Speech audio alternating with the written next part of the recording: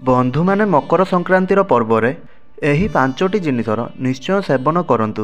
माँ लक्ष्मीकर कृपा आपणक उपरे बर्षिबो। अपार धन संपत्ति मालिक हेबे आपण। आसिबाकु थिबा मकर संक्रांतिर पावन पर्वर आपण मानकु समस्तंकु बहुत बहुत शुभकामना। प्रति वर्ष पौष मासरे सूर्यदेवंकर मकर राशि रे गोचर करिवार पर्व को मकर संक्रांतिर पर्व बोली माना जायथाय। किंतु लोकमानंक मध्यरे किछि द्वंद्व अछि कि मकर संक्रांति 14 जानुआरी को अछि ना 15 जानुआरी को अछि।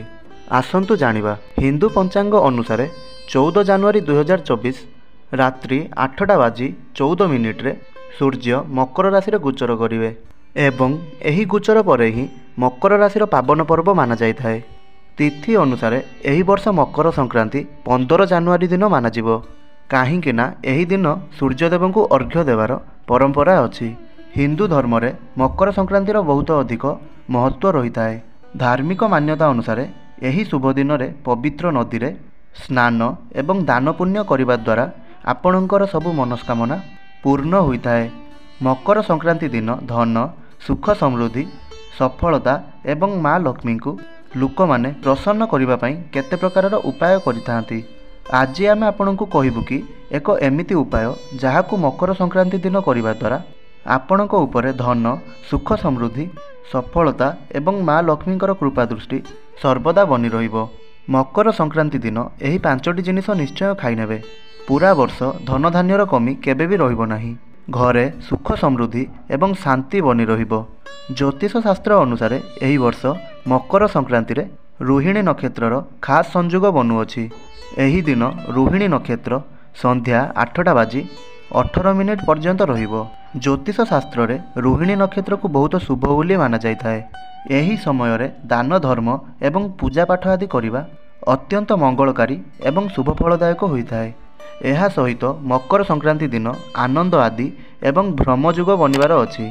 कौनसी भी शुभ कार्य करिबा पई ब्रह्मयुग बहुत ही शुभ होइथाय एवं आनंद आदि युग सबु प्रकार सुख सुविधार प्राप्ति पाई शुभ होइथाय।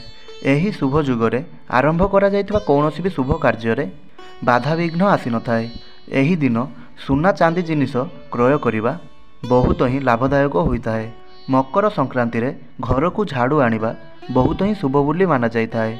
एही दिन भगवान गणेशंकर प्रतिमा तथा मयूरपंख घर को आनिबा बहुत मंगलकारी बोली माना जायथाय। विशेष रूप से एही दिन माँ लक्ष्मीकर चरण पादुका निजर घर को आणंतु। पद्म फूलमाला आणंतु। ताहाकू लाल चुनुरी चढ़ातु। लाल सुपारी एवं इलायची चढ़ातु। माँ लक्ष्मी को प्रसन्न करिबा पई मकर संक्रांति दिन आपणकर घरे मिठार व्यंजन अवश्य बनातु एवं सेही मिठार व्यंजन माँ लक्ष्मी को अर्पण कर दियंतु। एमिति किछि खाइबार खास जिनिस जदि आपण माँ लक्ष्मी को अर्पण करुछंती एवं प्रसाद स्वरूप परिवारगण जदि आपण एहाकू ग्रहण करंती तेबे माँ लक्ष्मी आपणक परिवार उपरे प्रसन्न होइकरी धनर वर्षा करिथांती। बंधु माने वीडियो को शेष पर्यंत आपण निश्चय देखिबे एवं धनवान बनिबार एही मौका को आपण हातरू भूल रे भी खसिबाकू दियंतु नाही। ताहा पूर्वरु एही वीडियो को गोटे लाइक करि दियंतु एवं भक्तिर सहकारे कमेंट बॉक्स रे जय माँ लक्ष्मी अवश्य लिखि दियंतु। बंधु माने एही कथा तो सर्वसिद्ध अटे कि मकर संक्रांति दिन राशि एवं गुड़र लड्डू बना जाइथाय। देवी माँ को अर्पण करा जाइथाय एवं संपर्कीय मानक मध्यरे बंटा जाइथाय। तो राशि गुड़र लड्डू माँ लक्ष्मी को आपण निश्चय अर्पण करंतु। एही दिन द्विप्रहर 12:09 रु नहीं करी द्विप्रहर 12:52 पर्यंत रहिबो। एही अभियोग मुहूर्त रे राशि गुड़र लड्डूर प्रसाद परिवार सहित आपण निजे भी खाआंतु एवं संपर्कीयों मध्यरे बांटंतु। एहा द्वारा माँ लक्ष्मी कृपारु धनर प्राप्ति रे सुलभता आसीथाय। आपणकर धन रखिबा स्थान रे वर्ष सारा धनर आगमन होइथाय। आपणकर चाकरी व्यवसाय रे जदि उन्नति आसुनाही तेबे एही उपाय द्वारा सही सबु समस्या दूर होइथाय। व्यापार रे उन्नति होइथाय। काहींकि ना राशि गुड़र एही दिन सेवन करिबा द्वारा दान करिबा द्वारा बहुत ही शुभ माना जाइथाय। द्वितीय व्यंजनटी अटे खिचुड़ी। मकर संक्रांति दिन चाउल एवं बिरी डालीर खिचुड़ी बना जाइथाय। एही दिन खिचुड़ीर दान करिबा बहुत ही पुण्य फलदायक माना जाइथाय। एही दिन आपण किछि करंतु अबा न करंतु खिचुड़ीर दान अवश्य करंतु। ଏହି ଖିଚିଡ଼ିର ଭଗବାନ ସୂର୍ଯ୍ୟଙ୍କୁ ଭୋଗ ଲଗାନ୍ତୁ ଏବଂ ଗରିବ ଲୋକଙ୍କୁ ଏହି ଖିଚିଡ଼ିର ଦାନ କରନ୍ତୁ।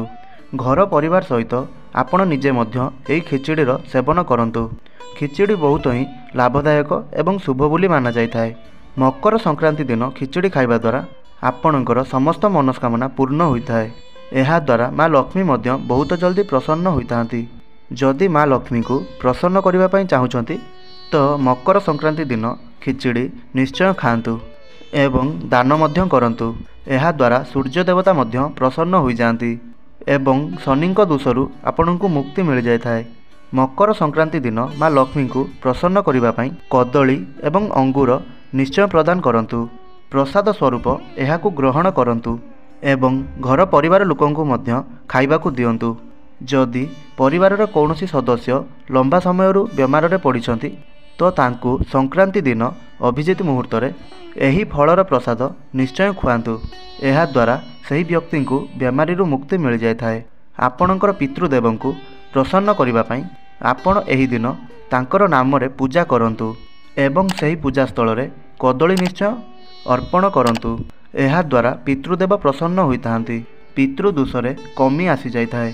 ବନ୍ଧୁମାନେ ଏହା ପର ଜିନିଷ ଯାହାକୁ ଖାଇବା ଦ୍ୱାରା ଘରେ ସର୍ବଦା ମା ଲକ୍ଷ୍ମୀଙ୍କର ବାସ ହୋଇଥାଏ ଏବଂ ତାହା ଅଟେ ଲୁଣ। ଏମିତିରେ ତ ଆପଣ ଖିଚିଡ଼ିରେ ଚାଉଳ ଏବଂ ବିରି ଡାଲି ସହିତ ଘିଅ ଏବଂ ଲୁଣର ତ ପ୍ରୟୋଗ କରିବେ, କିନ୍ତୁ ମକର ସଂକ୍ରାନ୍ତି ଦିନ ଆପଣଙ୍କୁ ଅଳ୍ପ ଲୁଣ ଅଭିଜିତ ମୁହୂର୍ତ୍ତରେ ନିଶ୍ଚୟ ଖାଇବା ଉଚିତ। ତ ହାତରେ ଅଳ୍ପ ଲୁଣ ନିଅନ୍ତୁ ଏବଂ ଏହାକୁ ଖାଇଦିଅନ୍ତୁ। ଏହାଦ୍ୱାରା ଆପଣଙ୍କ ଉପରେ ମା ଲକ୍ଷ୍ମୀଙ୍କର କୃପା ସର୍ବଦା ବନି ରହିବ। ଘରେ ଧନଧାନ୍ୟର କମି କେବେ ବି ହେବ ନାହିଁ। ଚାକିରି ଓ ବ୍ୟବସାୟରେ ବହୁତ ଭଲ ଲାଭ ହେବ। ଧନର ନୂଆ ନୂଆ ସ୍ରୋତ ଖୋଲିବ। ଆଶ୍ଚର୍ଯ୍ୟଜନକ ରୂପରେ ଆପଣଙ୍କୁ ଅଚାନକ ଧନର ଲାଭ ହେବ। ଆପଣଙ୍କର କାର୍ଯ୍ୟ ପୂରଣ ହେବ। ଏହି ଦିନ ଲୁଣର ସେବନ ବହୁତ ହିଁ ଶୁଭ ଫଳଦାୟକ ସିଦ୍ଧ ହୋଇଥାଏ। ଏଥିପାଇଁ ଲୁଣର ସେବନ ନିଶ୍ଚୟ କରନ୍ତୁ। ବନ୍ଧୁମାନେ ପଞ୍ଚମ ଜିନିଷ ଯାହା ବହୁତ ହିଁ ଲାଭଦାୟକ ହୋଇଥାଏ ଏବଂ ତାହା ଅଟେ ଶକରକନ୍ଦ ବା ଯାହାକୁ ଆମେ ଓଡ଼ିଆରେ କନ୍ଦମୂଳ ବୋଲି କହିଥାନ୍ତି। ମକର ସଂକ୍ରାନ୍ତି ଦିନ ମା ଲକ୍ଷ୍ମୀଙ୍କୁ କନ୍ଦମୂଳର ଭୋଗ ନିଶ୍ଚୟ ଲଗାନ୍ତୁ ଏବଂ ସ୍ୱୟଂ ନିଜେ ବି ଖାଆନ୍ତୁ ଏବଂ ଘରର ପୁରା ସଦସ୍ୟଙ୍କୁ ଖାଇବାକୁ ଦିଅନ୍ତୁ। କନ୍ଦମୂଳ ଖାଇବା ଦ୍ୱାରା ଆପଣଙ୍କର ଘରେ ମା ଲକ୍ଷ୍ମୀଙ୍କର ଆଗମନ ହୋଇଥାଏ। ଏହି ଦିନ କନ୍ଦମୂଳର ଖାଇବା ବହୁତ ହିଁ ଲାଭଦାୟକ ହୋଇଥାଏ। ଏହାଦ୍ୱାରା ଧନଧାନ୍ୟରେ କେବେ ବି କମି ଆସିନଥାଏ, ସମ୍ପନ୍ନତା ଆସିଥାଏ, ସର୍ବଦା ସୁଖ ସମୃଦ୍ଧି ଆସିଥାଏ। ବନ୍ଧୁମାନେ ଏହା ସହିତ ମଧ୍ୟ ଏହି ଦିନ ଚଣା, ବେଲ ଆଦିର ସେବନ ଏବଂ ଦାନ ମଧ୍ୟ ଶୁଭ ଫଳଦାୟକ ସିଦ୍ଧ ହୋଇଥାଏ। ମକର ସଂକ୍ରାନ୍ତି ଦିନ ପୂଜା ସ୍ଥାନ ସହିତ ହିଁ ଆପଣଙ୍କର ମୁଖ୍ୟ ଦ୍ୱାରରେ ଦୀପ ଅବଶ୍ୟ ଜଳାନ୍ତୁ ଏବଂ ଏହି ଜିନିଷର ଧ୍ୟାନ ଅବଶ୍ୟ ରଖନ୍ତୁ। ମହିଳାମାନଙ୍କୁ ମକର ସଂକ୍ରାନ୍ତି ଦିନ ବାଳ ନ ଧୋଇବା ଉଚିତ ଏବଂ ଏହା ପ୍ରେମ ଏବଂ ସଦ୍ଭାବନାର ପର୍ବ ଅଟେ। ତ ଭୁଲରେ ବି କ୍ରୋଧ କରନ୍ତୁ ନାହିଁ। ଏହାଦ୍ୱାରା ଆପଣଙ୍କର ମନ ବି ଖୁସି ରହିବ ଏବଂ ସକାରାତ୍ମକ ଊର୍ଜା ମଧ୍ୟ ଆସିବ। ଏହି ଦିନ ଘର ଭିତରେ ହେଉ କିମ୍ବା ବାହାରେ ଗଛଲତାକୁ କାଟିବା ଉଚିତ ହୋଇନଥାଏ। ଶାସ୍ତ୍ରରେ କୁହାଯାଇଛି କି ଏହି ଦିନ ଦିଆଯାଉଥିବା ଦାନ କେବେ ବି ବ୍ୟର୍ଥ ଯାଇନଥାଏ। ଏହି ଦିନ ଦାନ ପୁଣ୍ୟ କରିବା ଅତ୍ୟନ୍ତ ଲାଭକାରୀ ହୋଇଥାଏ। ସମସ୍ତ ମନୁଷ୍ୟଙ୍କୁ ଦାନ କରିବା ଉଚିତ। କିଛି ନା କିଛି ଗରିବ ଲୋକମାନଙ୍କୁ ଦାନ ନିଶ୍ଚୟ କରନ୍ତୁ। ଏହାଦ୍ୱାରା ମା ଲକ୍ଷ୍ମୀ ପ୍ରସନ୍ନ ହୋଇଯାଇଥାନ୍ତି ଏବଂ ଜୀବନ ସାରା ଆମକୁ ସୁଖ ଶାନ୍ତି ମିଳିଥାଏ। ତ ଏହି ଦିନ ଯଦି ଆପଣଙ୍କର ଘରକୁ ଭିକାରୀ, ସାଧୁ କିମ୍ବା କୌଣସି ବି ଜରୁରତମନ୍ଦ ଲୋକ ଆସିଯାଆନ୍ତି ତ ତାଙ୍କୁ ଖାଲି ହାତରେ ଯିବାକୁ ଦିଅନ୍ତୁ ନାହିଁ। ତାଙ୍କୁ କିଛି ନା କିଛି ଅବଶ୍ୟ ଦାନ କରନ୍ତୁ। ଏହି ଦିନ ଭୋଜନ କରାଇବା ବହୁତ ଶୁଭ ମାନାଯାଇଥାଏ। ସଂକ୍ରାନ୍ତି ଦିନ ଗାଈକୁ ଚାରା ସହିତ ଗୁଡ଼ ଖୁଆଇବା ଉଚିତ। ସବୁ ଦେବୀ ଦେବତାଙ୍କର କୃପା ପ୍ରାପ୍ତ ହୋଇଥାଏ। ମାନାଯାଇଥାଏ କି କୌଣସି ଗୋଶାଳାକୁ 14ଟି ଗୁଡ଼ ଖଣ୍ଡ ନେଇକରି ଯାଆନ୍ତୁ ଏବଂ ଚାରା ସହିତ ଗାଈକୁ ଖୁଆଇବା ସମୟରେ ଗାଈର ଚରଣକୁ ଛୁଇଁ କରି ଆଶୀର୍ବାଦ ନେବା ଉଚିତ। ଏହାଦ୍ୱାରା ମନୁଷ୍ୟର ସବୁ ପାପର ନାଶ ହୋଇଥାଏ। ଗୋମାତାଙ୍କ ଦ୍ୱାରା 33 କୋଟି ଦେବୀ ଦେବତାଙ୍କର ଆଶୀର୍ବାଦ ଆପଣଙ୍କୁ ପ୍ରାପ୍ତ ହୋଇଥାଏ। ତ ଏହି ମକର ସଂକ୍ରାନ୍ତିରେ ଏହି ଉପାୟ ନିଶ୍ଚୟ କରନ୍ତୁ। ଘର ପରିବାରରେ ଖୁସି ଏବଂ ସମ୍ପୂର୍ଣ୍ଣତା ବନି ରହିବ।